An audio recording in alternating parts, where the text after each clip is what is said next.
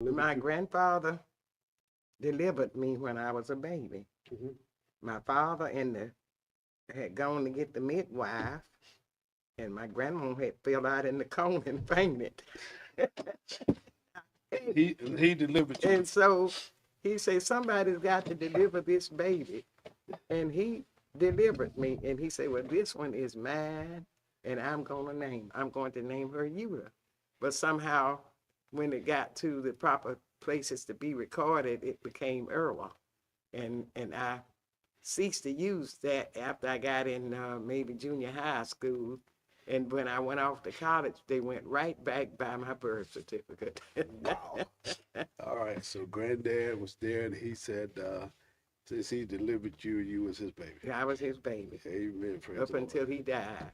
Wow. What age did he pass away? He passed away at 76. Okay. Where was he from? He was from uh, North Carolina, Wilmington, I believe it was Wilmington, and he was part Cherokee. Part black and Cherokee. Cherokee, yes. In Cherokee. And And so basically, that's where your story starts with from your childhood coming up, and then talking about right, the other struggles. things that happened. My grandmother was from Mississippi, Okay. Heidelberg, and she was Geechee.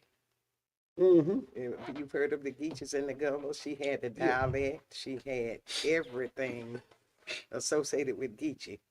So you I had guess the she was- black, the yeah. Geechee, and then you had the Cherokee. Yes. Okay. And so anyway, they met. He was a World War I veteran, and they met somehow when he was in the military, passing through Mississippi, and they somehow ended up here in Atmore after following turpentine dippings. Yeah, back years ago, people here dipped a lot of turpentine. Yeah.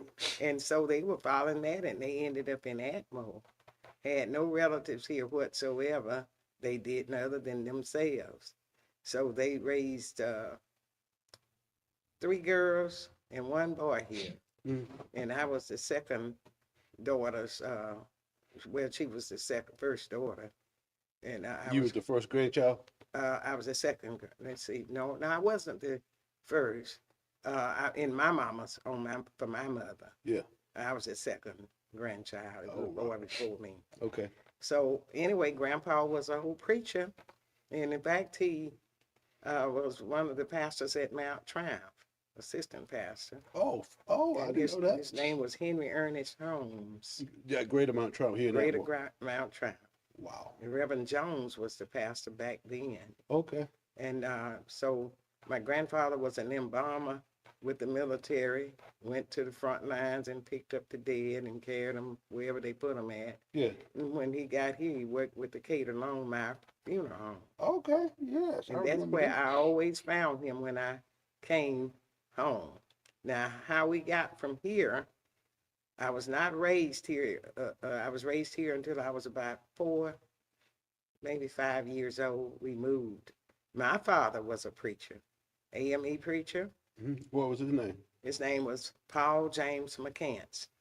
And he came out from Wilcox County. And he met my mother. They married. And we lived here for several years. And I was born on the spot where the Cornelia Elmo Library. On MLK? Yes, I was born right there. Wow. And then they moved to 4th Street. And then from 4th Street, they went to Round Street. My father started preaching when he was at Gaines Chapel. He never preached there, but his first church was Urla. I can't name the church. I think it was Bethel Rock or something like that. Their name. And then they sent him to Brantley, Alabama. He caught a bus on weekends and went to his churches. So the church got good to him, and he was moved to Prattville, Alabama, which is right out of Montgomery. Yes, I know where Prattville's And at. that's where I was raised. We were the only blacks that lived on that street. What's the name of the street in Prattville? 4th Street, next door to the courthouse In Prattville. in Prattville and the jailhouse. And all of our neighbors were white, including the sheriff. So we didn't come up with a lot of black kids. We actually come up with the white kids that were being raised on that street. Mm-hmm. And it's a long story there. Daddy would catch the bus and go across the river to Alabama State College. And so we all used to look in his books and read his books, and that's how we all got interested in books. My mother would fuss because she said every time she came in a room, the children would had books up the faces. How did y'all learn how to read? From your dad or from your mom?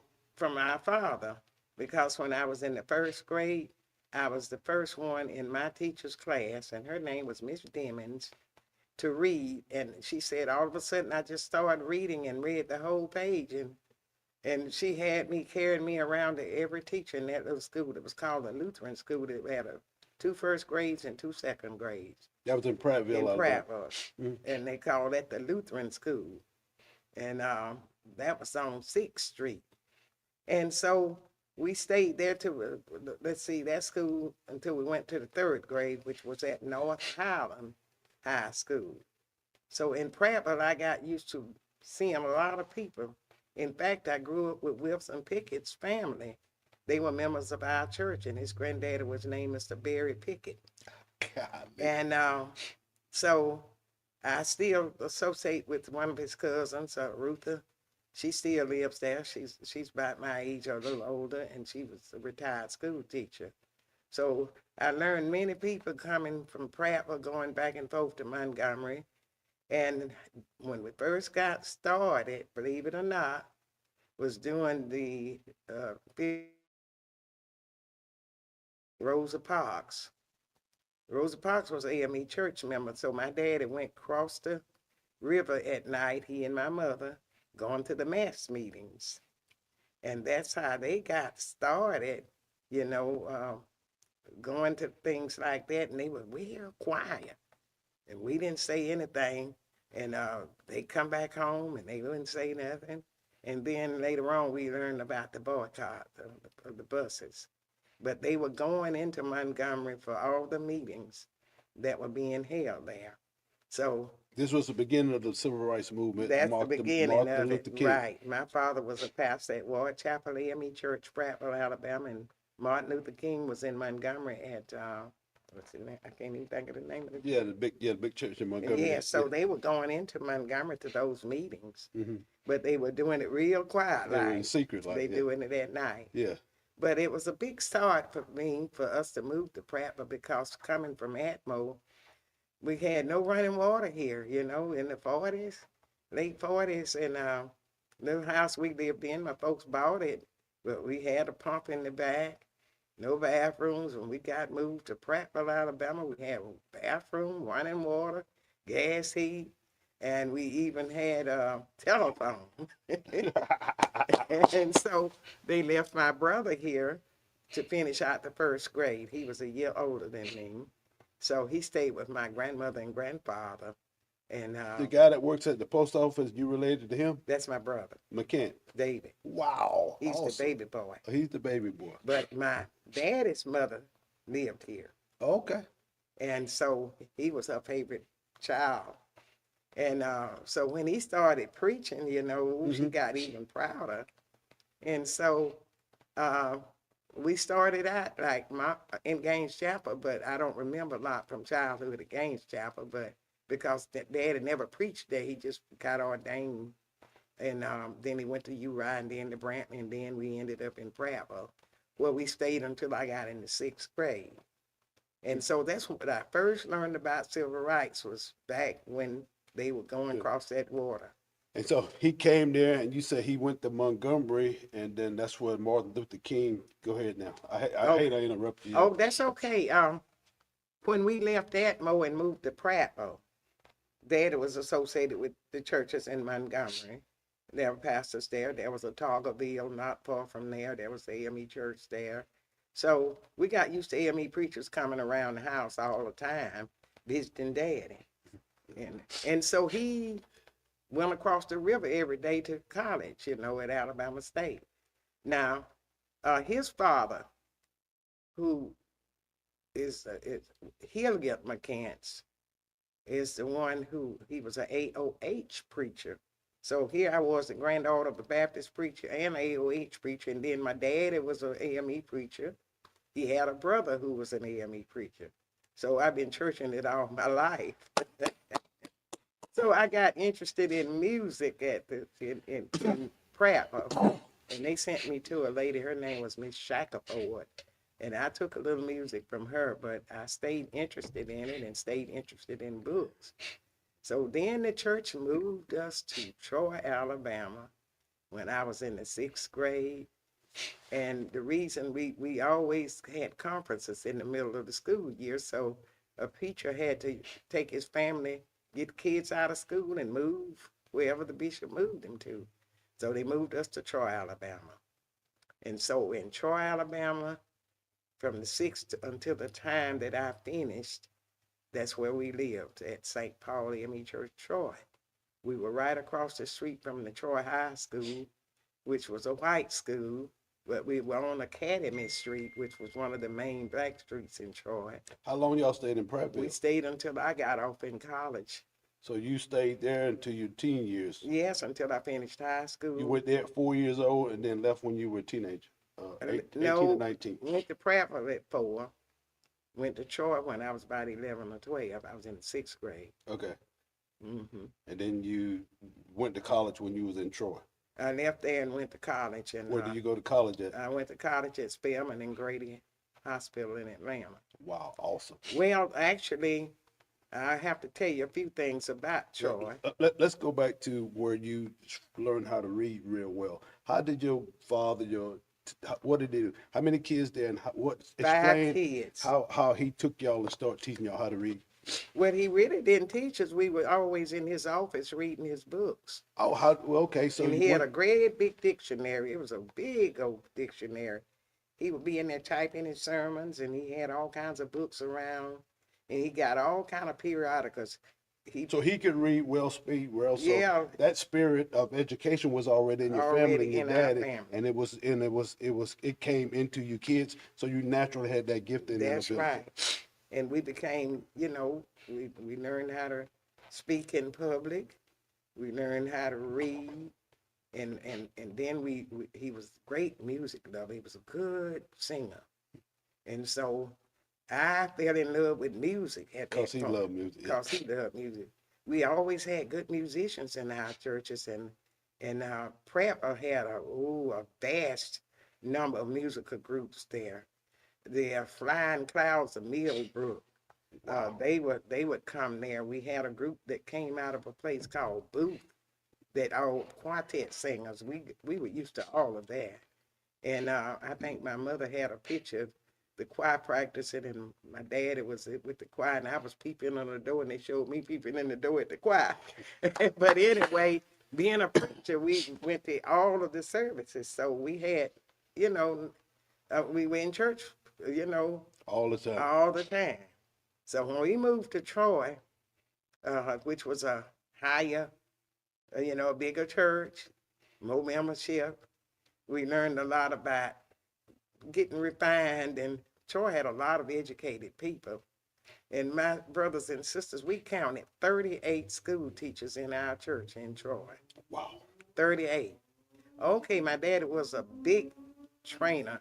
After Sunday school on Sundays, he would do a quiz on everybody, asking us about the Bible, how many books in the Bible, well, how many in the New Testament, how many in the Old Testament, and all of that and stuff about our church. A lady called me last year from Troy saying she remembered some of the things my daddy taught them, but she went to, this was John Lewis's first cousin. Uh-oh. She called me and she said, I had to call you because I can't forget all the stuff your daddy taught us at our church. And it was a church called Don's Chapel AME Church right outside of Troy. So he went there a lot, and he ran a lot of revivals, but he taught those people in that church. And John Lewis was one people was in that congregation. Oh, he was in the congregation with your dad? At Don's Chapel. All his people belonged there. So that's how I got to know John Lewis. John Lewis got off in college, and he would come back home, and he was a freedom rider then, and he'd come and I'd be outside of Rema Kent's at home, Yeah, Daddy John out here. That's how we knew him. You know, a little short toker, had bushy hair. Yeah. And I cannot forget John Lewis, because every time he came home, he'd come to the house to see my father. And him and Daddy would go in there and talk. And then that Sunday, lo and behold, John was going to preach that Sunday night. Mm-hmm. And John always came home, and he always came to St. Paul and preached on the Sunday night when he was home. Wow. And that's how I learned John Lewis. Yeah. And so his cousin, Kathleen, we became friends, but I had no idea she was John's first cousin until she told me later on. And she said, you know, that's my first cousin, but she started dating my brother. We were teenagers. Okay. And so, and I didn't know that's how John learned my father was from going out there to that church in the country. Okay. But he lived around the corner from us. I lived on Academy Street, and it was a red light at our house, and John lived down Lake Street, red light divided Lake Street from Academy Street. And there was a little place called the Chicken Shack. It was about 2 or 3 houses in that little group in there. And that's where John stayed, down at the Chicken Shack in Troy. So he would walk to our house from the Chicken Shack, which was just around the corner, and come to see Daddy. And that was how that got started. But how I found about things happening in the world, you know, like we were living in Prepper, we didn't hardly know much different from the whites and the blacks, because we were living right there with them. And they didn't act prejudiced to us or anything.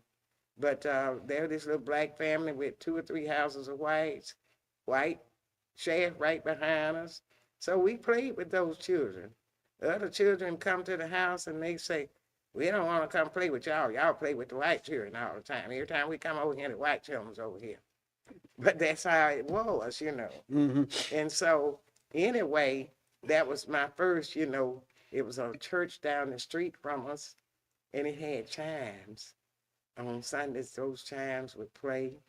And that was my first, you know, you think about it in the 40s and the early 50s, you didn't know much about no chimes and no church, but it was a white church. Yeah. But we stayed right in the midst. We stayed on Highway 82, 4th Street. There was no interstates, and there was no bypasses. So anybody coming from Montgomery to Tuscaloosa had to pass by our house. Wow. And that's how they passed right by the courthouse, kept straight up there and went on to Tuscaloosa, you know. Yes, ma'am. So that was how I grew up. Got to Troy, I started singing, and I went to another music teacher too. Can you give us a little sample of how you sing? Can you give us just a little taste? Hit the road, Jack, and don't you come back no more, no more. This was some of the stuff I sang. I sang with a rock group. Yeah, I got you. Go ahead. And they were called the Teenettes, and I'll tell you how we got started. Give us a little bit more of that song. Don't hit the road, Jack. Yeah, and then we did other songs like look in my eyes and tell me you love me. We did girl group songs. Yeah, I got you. And then we had the spiritual group called the Academy Harmonettes. We sang into the same girls sang in 2 groups. Yeah. Now what happened, the band director and the choir director got us started. We were singing in the school choir, and somehow or another, and it was a boy he had been playing the piano ever since he was in elementary school. He could play anything, and I think he later became the director of music for the Baptist Convention for Alabama. Wow. His name was Clinton Bean, and he played for St. Mark's AME Church in Tuskegee. He moved to Wilberforce, Ohio, and he would come here, take a plane, and come to Tuskegee and play for that church choir, and they cut a couple of records. Wow. And so I don't know if he's still living, but he was my classmate. And this girly group became the Teenettes. We had another group out of the band that the band director called the Swinging Teens. And they played all kind of instruments, and they went and played for proms and all those types of functions, and they carried us with them as the girls' singing group. So we sang all kind of, rock and roll stuff from back then. And then we sang the spiritual stuff, And we went up against men quartets in different churches, and Yeah. we traveled around and sang around Troy. And And so, yeah. yeah, John Lewis. Now, did he ever talk a little bit more about him? Now John was kind of quiet, he just knew us because he come to the Oh, house. he with relationship with your dad. Yeah, he was mainly concerned with seeing Daddy all the time, but we knew him from his looks, who he was, Yeah, I got you. Enough to tell Daddy when he was there, John's out here, and Daddy would invite him in, and they would go, talk. I got you. But he didn't go to school in Troy. He went to Brundage, which was the county school. Okay. Now, Troy had a city system, so anybody that stayed outside of town when he was coming up, they went to Brundage to school. Okay. He was about 2 or 3 years older than me, Okay. but we got used to him coming, and Daddy was the one that told us he was a freedom rider. Freedom Rider. And so, Talk about what does Freedom Rider really mean? well, the freedom riders were actually young men who demonstrated. SCLC, wasn't popular back then, but it was a group with King. They started, and all these young college guys joined the group, and they would go sit in at lunch counters, go in places and sit there where they know blacks weren't allowed, get arrested for doing it, and they rode from place to place in the South, demonstrating like that, doing sit-ins. Okay. And so they would go sit in at lunch counters, and the people drag them out of the place because they wasn't supposed to sit. Blacks weren't supposed to be going in none of the restaurants or anywhere, but they would do it. So he was saying that's that good trouble you would get in. That's a good trouble you would get in. John fooling Lewis. with that. Yeah. And so anyway, after I moved, to Troy in the 11th grade, they had a program called the Trade and Industrial Program, and it was part of the high school where you worked. They called it diversified occupations. You would go into a place and work in town, and they would be in association in collaboration with the school. They would give you grades, pay you a little money, and you worked. So I started working at the hospital in the 11th grade. And I see right now that it was, as time went by, I saw that, they didn't do us right. Because Troy had a college there. Troy State had students that came, did the same things we did, only came 3 days a week, worked 4 hours, and got paid $10 a week. We were from the high school. We went every day for 5 days a week and worked an 8-hour shift from 3 o'clock to 11 o'clock at night and got paid $5 a week. Now, that was some discrimination back then. And here we was, I come home, be 11, 12 at night, go to bed, get up and go to school early. Some nights I didn't get home till 1 o'clock because somebody might have had a baby at the last minute and stayed. Yes. Somebody would have a baby and what then? And we would have to stay over to help, I learned a lot about nursing in that hospital there. So you went there, started working at the hospital when you were in the 11th in grade. 11th grade, and then now that was just sort of like exposing you to a lifelong career, but you didn't know it at the time, so you got exposed. You were just working with black people while you were there in 11th grade, or No. talk about that? We worked with the white people. In fact, you were the only paraprofessional there. You were the nurse's aide. Nobody else worked when you worked the assistant nurses. I bore needles. Back then they had glass syringes and steel needles, and you boiled them and sterilized them. I knew how to work all of that. Did bedpans, did bathing, dressing people, walking people, all of that when I was a student in high school. In fact, I learned so good till I went off in some competitions and won first place statewide. And it was called like a national program.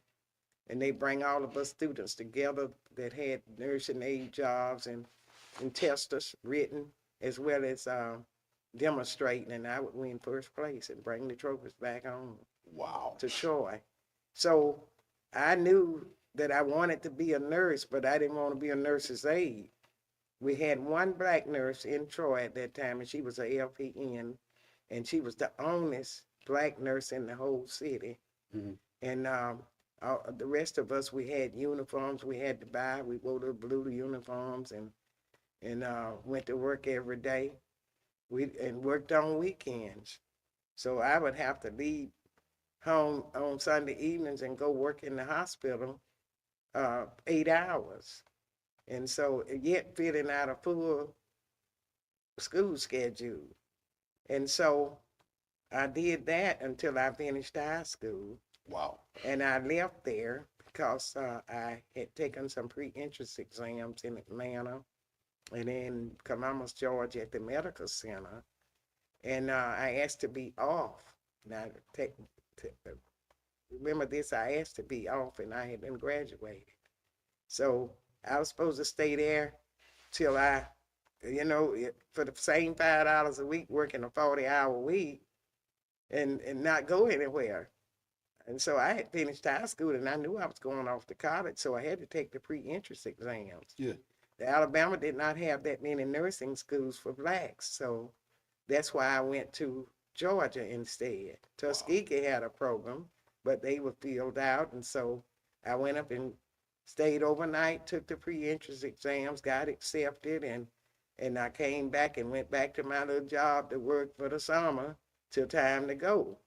And they called me in and asked me why did I take off. I had asked for the 2 days off, and they didn't give them to me. So you had to take it I off. took it off anyway, and they called me in and bawled me out, and I said, well, I was trying to do something to get to school. Well, that's just a drop in the bucket. I said, what do you mean a drop in the bucket?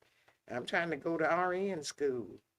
And they blah, blah, blah, and I just got up and said, well, I think I need to just go. And so right now, I think I'm just quitting. So I left there and went home. I certainly did. And so another church member had a daughter that had been going on these jobs in the summer, being maids or whatever. Yeah. She got my sister and myself. We changed our ages and went on these jobs up north. And I worked in Connecticut. And I worked with a family out of Newington, Connecticut. Yeah. And I'd go find my sister who lived right out of Hartford. And we'd go off on our off days and have fun. I was buying my shoes and hosiery and things they had told me I need to bring to school. Right. So the first place I was at, the lady and I couldn't get along too well. And so I went back to the agency and they sent me to Massachusetts. Yeah. And I went to Massachusetts, Worcester, Massachusetts. Got a job. How did your dad intertwine when you were doing the high school and then going to talk about that a little bit? Well, it wasn't much that the parents could do because it was a school program and they just, and we weren't rich folks, we were poor folks. And so we children needed after school jobs. And the school was the only alternative to us getting jobs anywhere. It was through that program. And But he always encouraged you to he encouraged us to do. He always told us girls, it was 3 of us, he'd say, I want y'all girls to realize that you need an education. And we want you to go on and finish school, do whatever it takes to go to school and get you an education, because that way you don't have to depend on anybody. You can be self-sufficient. And I remember that, and my sister remembered that, because we all ended up with jobs, somewhere. And so in that particular time when I was doing the nursing, in fact, I told him, I say, Daddy, I say, I noticed that nobody ever comes to see the black patients in the hospital. I say, I work upstairs with the white ones, but when I go down in the basement, I had to work down there by myself when the black lady that worked down there was off. Yeah. So I was the only person working down there with the black patients. They bring the medicines down, give them to the patients, but everything else they had done, I had to do it. They were in the basement and the white. The wife was upstairs. It Child. was 2 floors.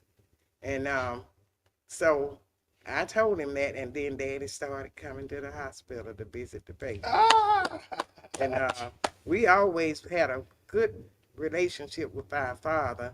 We children would even critique his sermons. Daddy, you said such and such Sunday. You know that's not right. And I didn't do good today. No, you didn't do good. You know, we said it. And he got to where he talked with us kids all the time. Yeah. And I went everywhere with him because as I began to play more, he would take me with him when he went to different churches on Sundays evenings if I was off. Yeah. And I would play for him to sing a solo. Okay. So before he preached and after he preached, he always did a solo, and I was with him to play for him. Wow.